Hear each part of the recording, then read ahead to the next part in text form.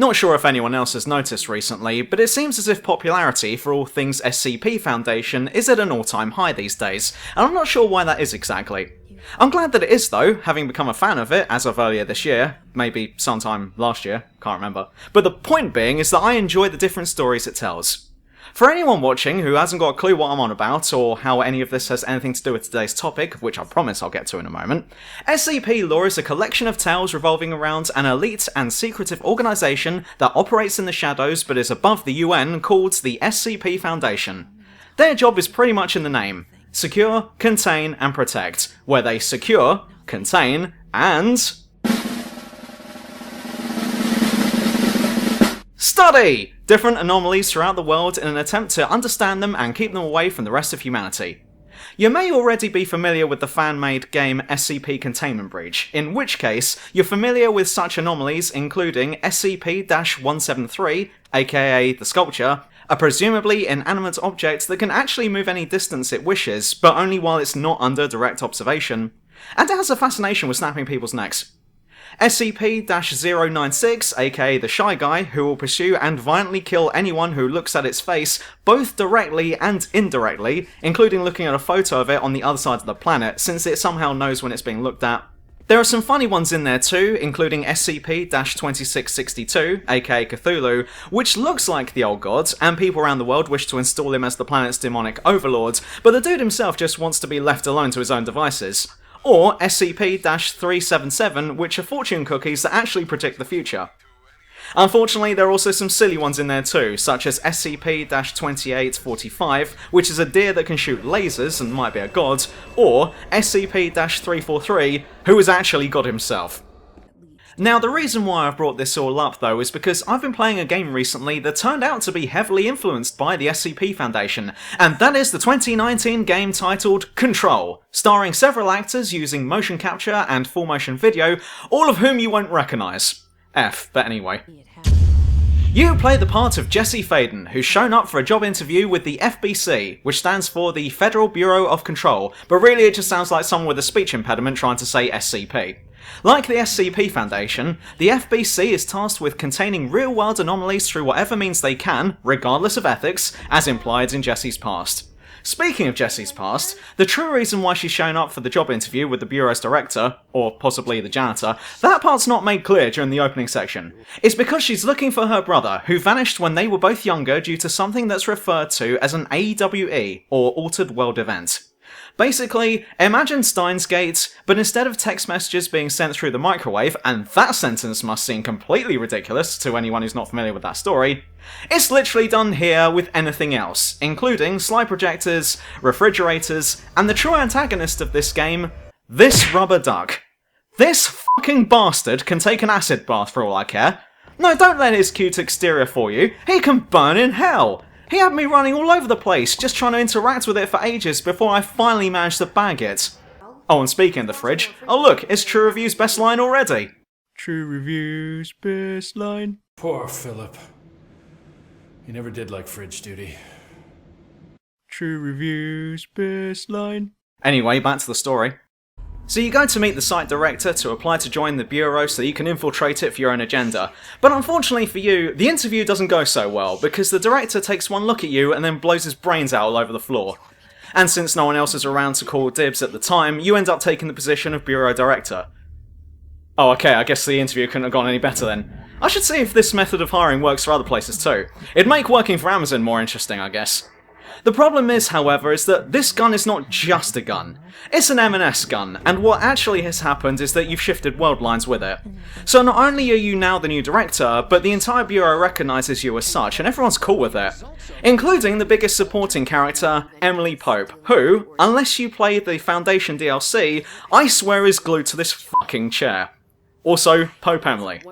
That is all. Well, it turns out that the Bureau is facing a problem.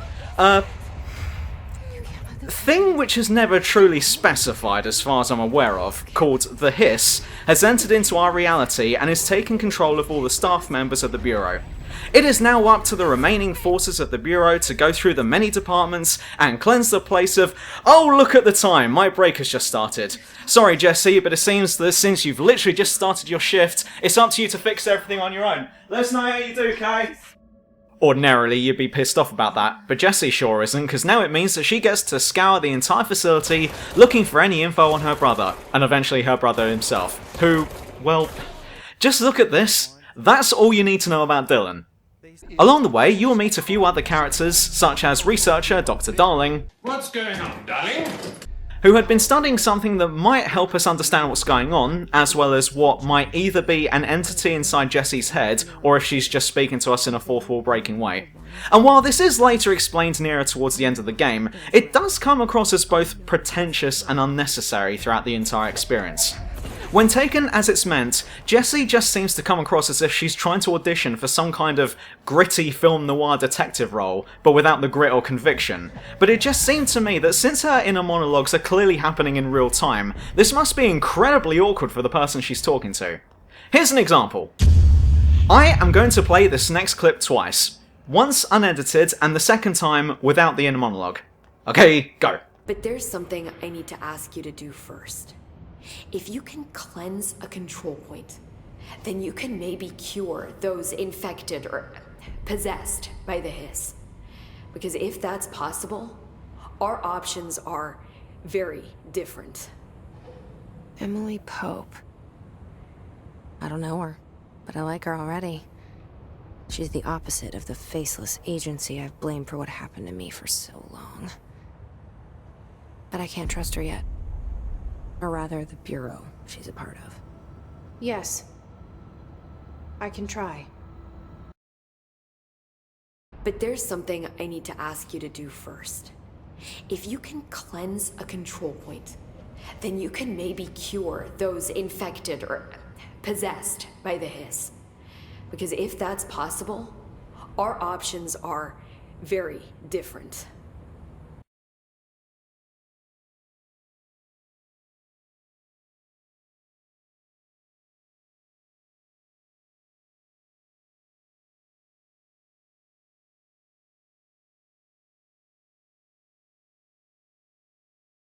Yes. I can try. For the other person, they must be thinking, wow, she sure is putting a lot of effort into tonguing that piece of meat out from between her teeth. But the problem that I have with all of this is that it's completely unnecessary. As I sat there explaining all of this to the audience, it occurred to me that perhaps this isn't the best method of conveying your story. The problem is that you're acting as if the person you're talking to knows exactly what's going on. Clearly, that's not the case, however, when it comes to any form of media, where the person you're talking to is a real flesh and blood human. An in-game character might have spent years in their current environment, and would therefore be up to date, familiar, perhaps even an expert on the situation at hand. However, a player who has loaded up the game for the first time isn't going to have the same knowledge or expertise as these characters. That's not to say that the player is dumb in comparison. It's just that, even if a story involved a group of characters, all of whom are familiar with the weird and wonderful, your target audience is still the player, and you can't expect the player to know all the ins and outs from the get-go. You still have to explain what's going on, so that the player can understand what's happening. It doesn't matter if the character has the situation explained again, but the player needs it explained at least once. Failure to do this will mean that the player will be left filling out the loop. A player who is left out of the loop will be unable to follow the plot, be unable to become immersed in your story, and ultimately will not enjoy your product. An inner monologue such as this is fine, so long as you're not being all cryptic and shit on the vital plot points. But we can return to this later. For now though, it's back to the present. Also cup noodles. While you're all paying attention to what the other me is saying, and I'm just trying to think of random shit to talk about until he's done. In retrospect, I probably shouldn't have said fuck earlier either, since then the censoring noise will have you distracted, and the irony that I just said it again just now isn't lost on me, but I guess we can talk more about that later. But anyway, Emily gives you a gentle tap on the tush, and off you go to deal with the hiss. And to fight them off, you start out with your service revolver, which means that now we'll get to talk about combat. As said, to start you'll have the service gun, which works like a pistol should. Gun controls are fine, and while there's no option for hiding behind cover other than a crouch button, gun combat is pretty much as you'd expect. You can also collect weapon mods to make your gun deal more damage or be more accurate when firing, as well as an insane amount of other modifications that I can't be bothered to list right now. You can also gain personal mods to enhance your own stats and abilities, and you can also craft different gun modes using crafting materials that you find throughout the game. And it is at this point that you're probably thinking, so this is a run and gun game then? And honestly, I get the feeling that that's what the developers were originally going with too.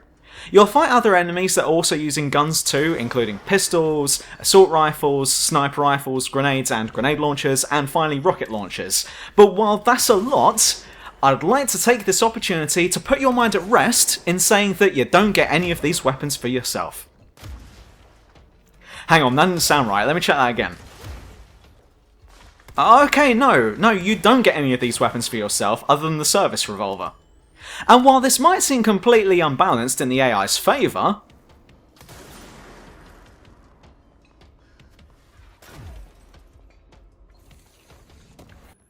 you'll also eventually come across enemies that have superpowers too, including the ability to erect energy shields around them, being able to use telekinesis to throw everything including the kitchen sink at you.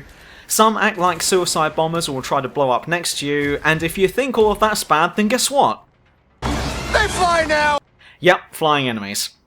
Fortunately, as the game goes on, you'll be able to attain all of these powers for yourself as well, and while I've got to say that superpowers are easily the best part of the combat here, not all of these powers are given to you through the main story. Some of them are given to you as rewards for completing a side quest, so if you're thinking of getting this game for yourself, then take my advice and don't ignore all of those optional missions, because it turns out that they're not optional after all. The main problem I have with the combat, however, is that each enemy encounter feels like it's all over the fucking place. The game starts off by handing out a gun and making you fight all enemies using the gun. So by the time superpower shows up, you've got it drilled into your head that you need to stick with the gun. Problem is, as the loading screen tells you, standing still isn't recommended during combat. It becomes very easy to get overwhelmed in the middle of a fight and killed, meaning that you need to be constantly moving. The problem is that if you're constantly moving, you're more likely to get hit by gunfire or a rogue leather couch to the face that's come flying in from across the room. It's almost as if the developers originally wanted to make this a run and gun game, but then went, oh no wait, superpowers! Superpowers is where it's at these days. But we've already programmed in guns to the game. We can't take them out now. Oh well, just leave them in, but let's just focus on the superpowers from now on. You go from just using the gun near the start of the game, to just using superpowers after that, but then the game adds in enemies that will dodge all of your superpowered attacks, meaning that you need to go back to the gun. And I don't know about you, but trying to hit a moving target while I'm moving at the same time isn't exactly my idea of a good time. So you stand still to get a decent shot, and that's when the homing rockets hit you or the suicide bombers run in for the free hugs. And this is pretty much my problem with the combat in this game. Actually no, it's not the combat I have an issue with. In fact, I'd say the combat in this game is actually pretty good. It's the difficulty in this game that's a c***. There's no middle ground. Any given combat situation is either going to be baby's my first paranormal shootout, or it's going to be unplayably difficult. There's almost no decent challenge to be had. It's either too easy or too hard. There are even times where you get to a boss fight and get two-shotted, while he has a massive health bar and regains health. But finish the fight and you'll gain access to a new power which allows you to counter the boss's attacks that you've just completed. Like, am I stupid in saying that it would have been a better idea to have given me this power before the fight had started? One of the first bosses you fight uses telekinesis against you, all the while you're being attacked from all sides by regular enemies. But shortly after winning that fight, do you gain the ability of evade? I would have loved to have had that in the previous fight, but I guess then if I had it during that fight, then I wouldn't have got to appreciate all those deaths and lost resources I got. Look, I'm absolutely fine with a game that wants me to run and gun. I'm absolutely fine with a game that wants me to hide behind cover and shoot. I am absolutely fine with a game that wants me to fly all over the place, launching shit with the Force. I am fine with all of that. But I'm not fine with a game that expects me to do all of that at once, because it can't be done. I've seen online that this is an issue that most other players have been faced with, and since you can't just hop into the settings and turn down the difficulty, because this game only has one difficulty setting, then you're pretty much out of luck.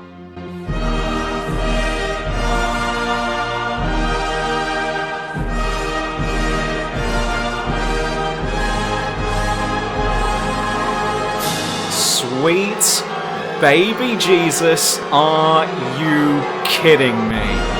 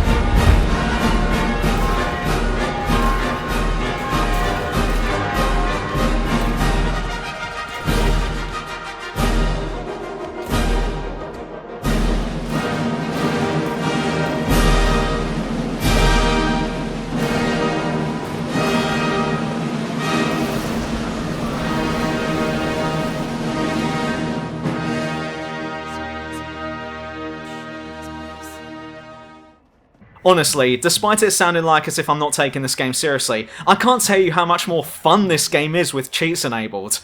And while I did fight almost every boss legit without cheats, there's something so amazingly satisfying and hilarious about a huge boss appearing before you, only for you to one-shot it Indiana Jones style.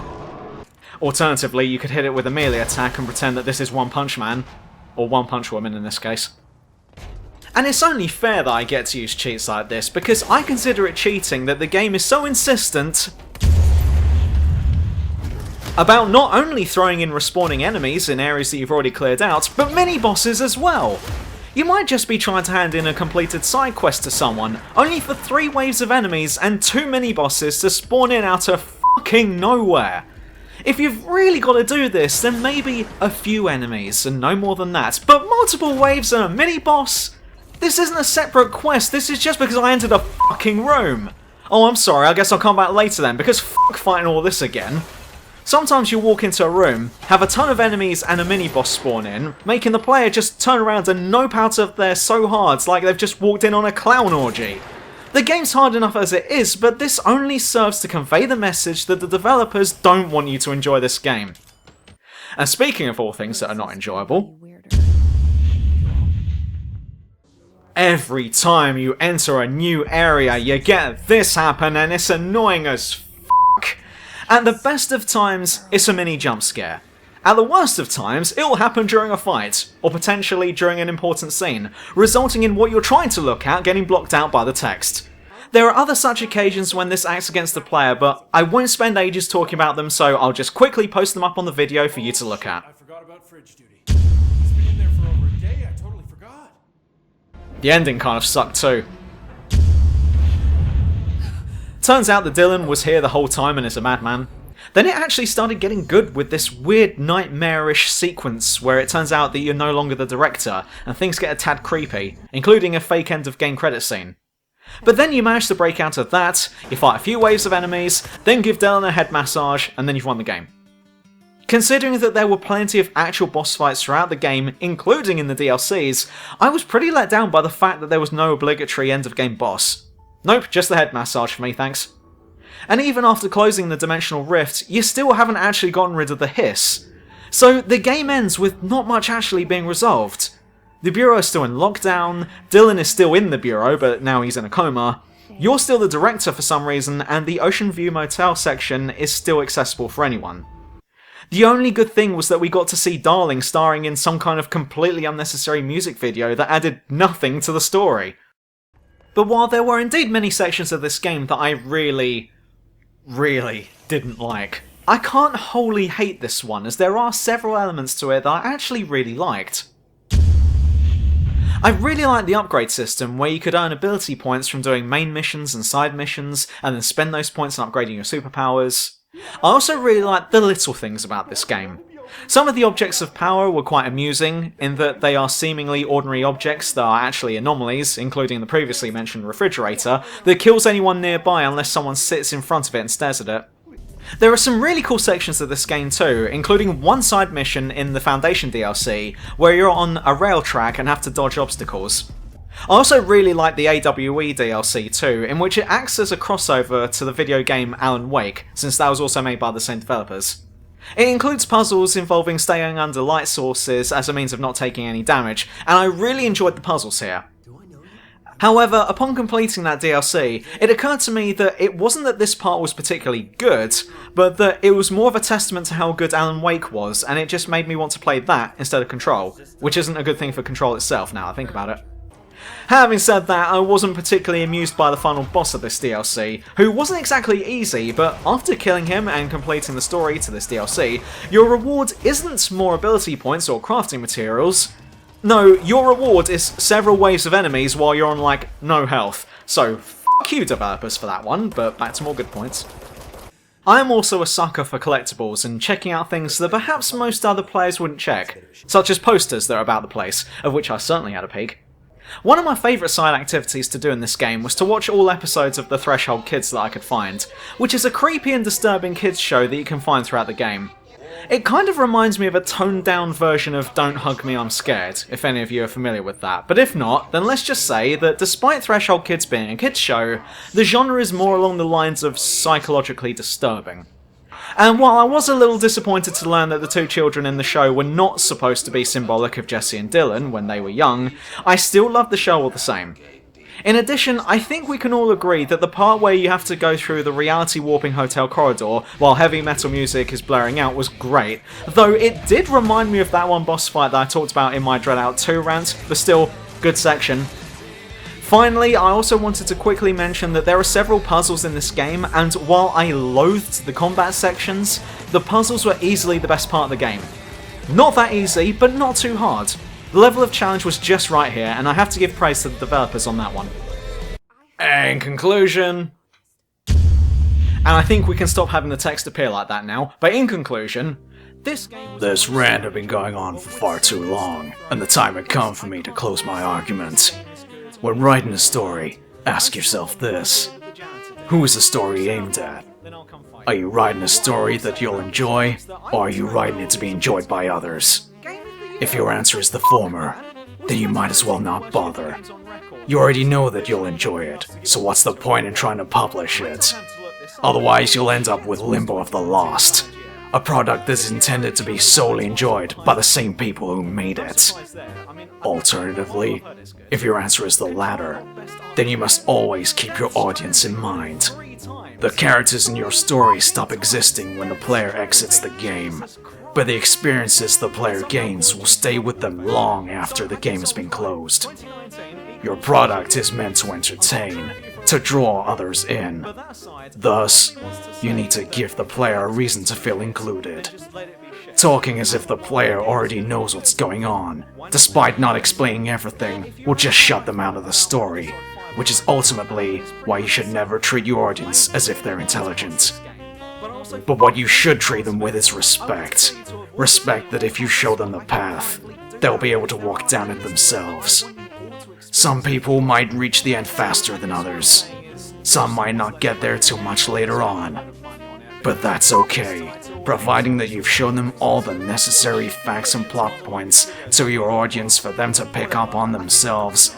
Then you don't need to have inner monologues going on in your protagonist's mind, while sounding like a generic male orc from Skyrim. Holy shit, I actually do sound like a generic male orc from Skyrim. I wasn't even trying to go with that, but it only just occurred to me now. For Skyrim. And ultimately, that's the most important thing to take away from all of this. But until next time, see ya!